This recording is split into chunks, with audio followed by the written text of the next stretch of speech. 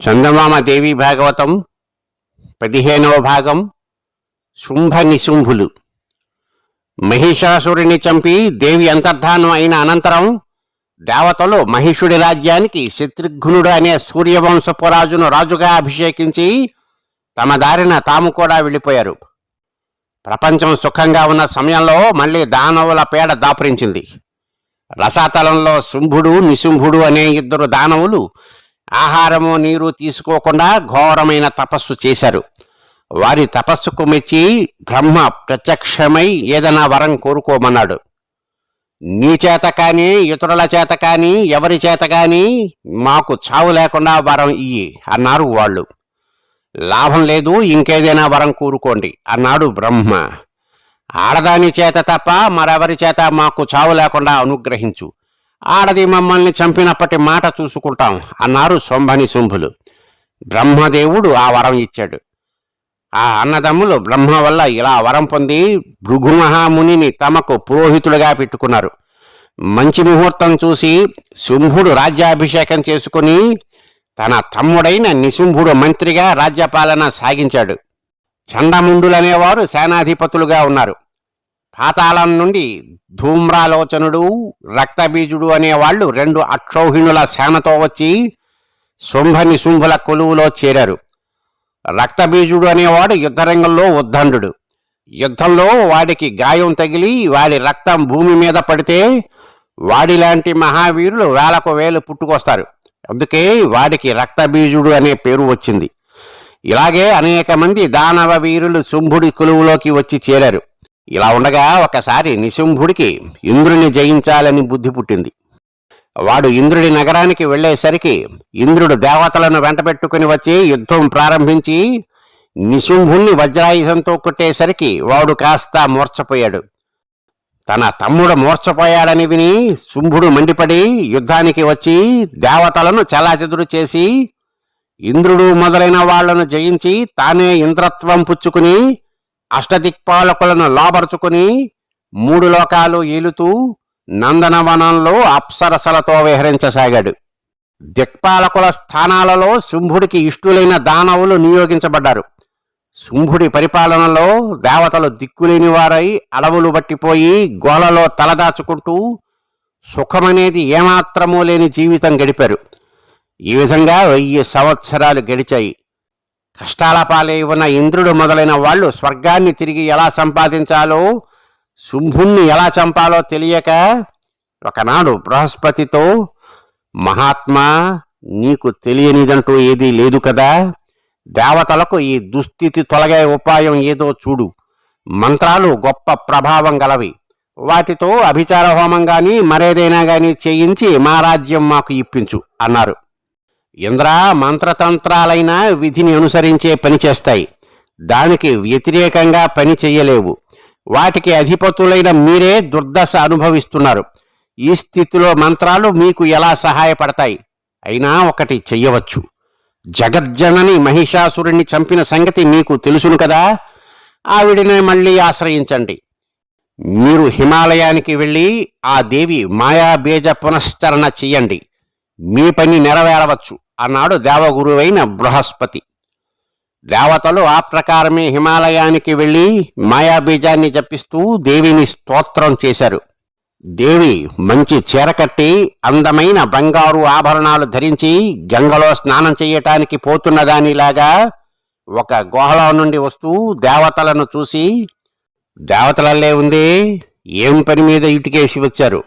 విచారంగా ఉన్నట్లు కనిపిస్తున్నారే, ఏమిటి కథ అని అడిగింది. వాళ్ళు ఆమెకు చేతులు జోడించి, తల్లి, మా ఆపద తొలగించు. మేము యుద్ధంలో దానవులకు తట్టుకోలేక మా అసమర్థత తెలుపుకోవటానికి వచ్చాం. మాకు నువ్వే కదా దిక్కు. శుంభని శుంభులు అనే దానవులు మమ్మల్ని ఓడించి స్వర్గం ఆక్రమించుకున్నారు. బ్రహ్మ ఇచ్చిన వరం వలన వారిని ఎవరూ చంపలేరు. అయితే వీళ్ళు కూడా మహిషుడిలాగే ఆడదాని చేత చస్తారు. కాని వాళ్లను ఏ ఆడది చంపగలుగుతుంది? అందుచేత మేము దిక్కులేని వాళ్లమై ఇలా అగచాట్లు పడుతున్నాం. పూర్వం మహిషుణ్ణి చంపినప్పుడు మాకు ఆపద కలిగితే దాన్ని తీర్చుతానని మాట ఇచ్చావు. శుంభని శుంభులే కాదు, రక్తబీజుడు చండముండులు కూడా మాకు శత్రువులై ఉన్నారు. ఇవాళ అష్టదిక్పాలకులు అందరూ రాక్షసులే. అందుచేత మా మీద దయ చూపి ఆ రాక్షసులనందరినీ సంహరించు అన్నారు. దేవి దేవతల దైన్యం చూసి జాలిపడి తన నుండి కౌశికి అనే శక్తిని పుట్టించింది.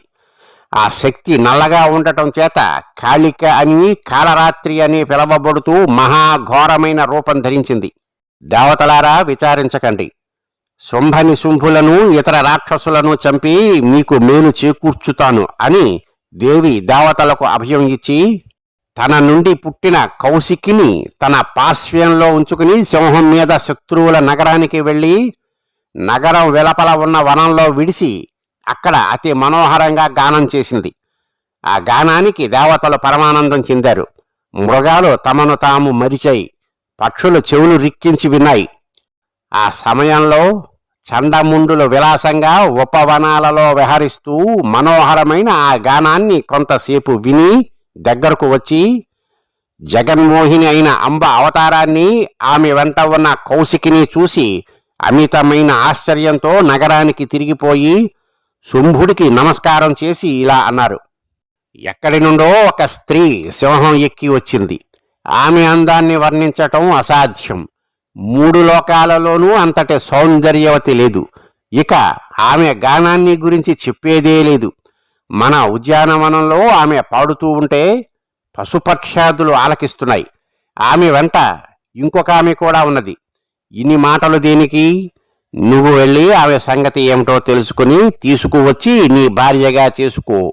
అంతకు మించిన సుఖం లేదు. ఐరావతాన్ని, పారిజాతాన్ని, ఉత్సైశ్రవాన్ని, విమానాన్ని గెలుచుకున్న నీకు ఈమె భార్య కాదగినది. ఈ మాటలతో బాగా కైపెక్కిపోయి శుంభుడు తన సమీపంలో ఉన్న సుగ్రీవుడు అనేవాణ్ణి పిలిచి, నువ్వు వెంటనే నా తరపున వెళ్ళి ఆ స్త్రీని తీసుకునిరా. శృంగారానికి సంబంధించిన చోట భేదోపాయము, దండోపాయము ఎంత మాత్రము పనికిరావు. అందుచేత నువ్వు సామధానోపాయాలు మాత్రమే ఉపయోగించు అన్నాడు. సుగ్రీవుడు వెళ్ళి సింహం మీద ఎక్కి తిరుగుతున్న జగదంబను చూసి నమస్కరించి, అమ్మా, శుంభుడు దేవతలనందరినీ జయించాడు. మన్మథాకారుడు. నీకు తెలుసునా? నేను అతని దూతను. నిన్ను గురించి విని నీ మీద మోహం పుట్టి నన్ను ఇక్కడకు పంపాడు. నిన్ను తన పెద్ద భార్యగా చేసుకుని నీకు విధేయుడుగా ఉంటానని చెప్పమన్నాడు అని చెప్పాడు. దేవి ఈ మాటలకు చిరునవ్వు నవ్వి, మీ రాజు దేవతలనందరినీ జయించాడని విని అంత గొప్పవాడు కనుకనే అతని కోసమే నేను ఇక్కడకు వచ్చాను. ఈ మాట అతనితో చెప్పి ఇంకొక సంగతి కూడా అతనికి తెలియజెయ్యి. అదేమిటంటే, నన్ను యుద్ధంలో ఓడించే వీరుణ్ణి తప్ప పెళ్లాడనని నాకొక వ్రతం ఉన్నది. ఈ వ్రతం పుట్టిన నాటి నుండి నేటిదాకా నా గర్వం అణచిన వీరుడు ఒక్కడో కనబడలేదు. మీ యజమానిని ఆ పని చేసి నన్ను చేపట్టమని చెప్పు అన్నది.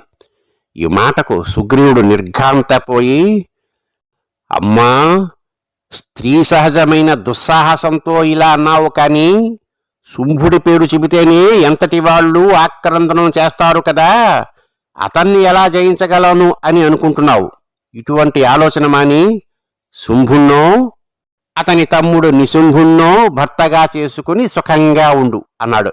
దానికి అంబ, నా వ్రతం మానను. నా స్వలానికి విరిచిన వాణ్ణి నేను ఎలా పెళ్లాడతాను?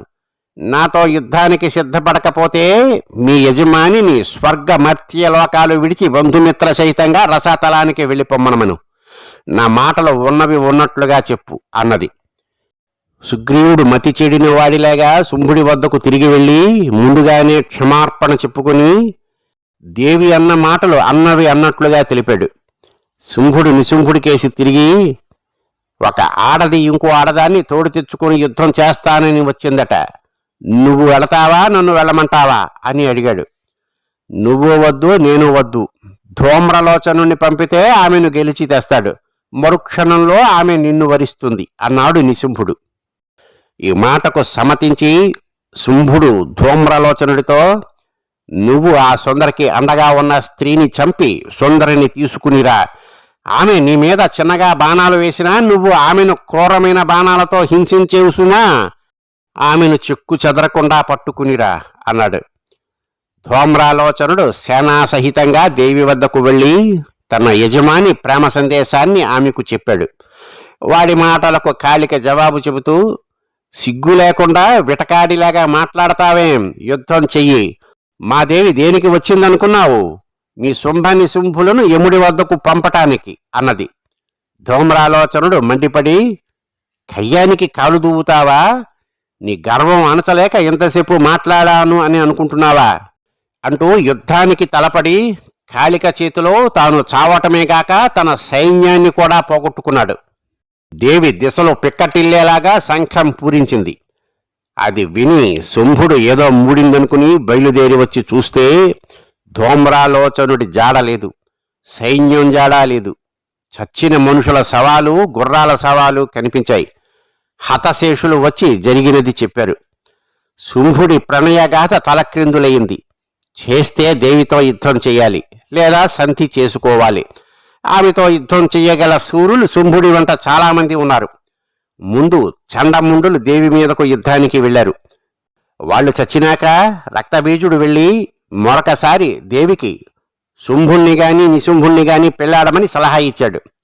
నాతో యుద్ధం చెయ్యగలవాన్నే తప్ప పెళ్లాడనని నీకు ముందే చెప్పాను కదా, ఎందుకు మళ్ళీ మళ్ళీ అర్థం లేని మాట్లాడతావు?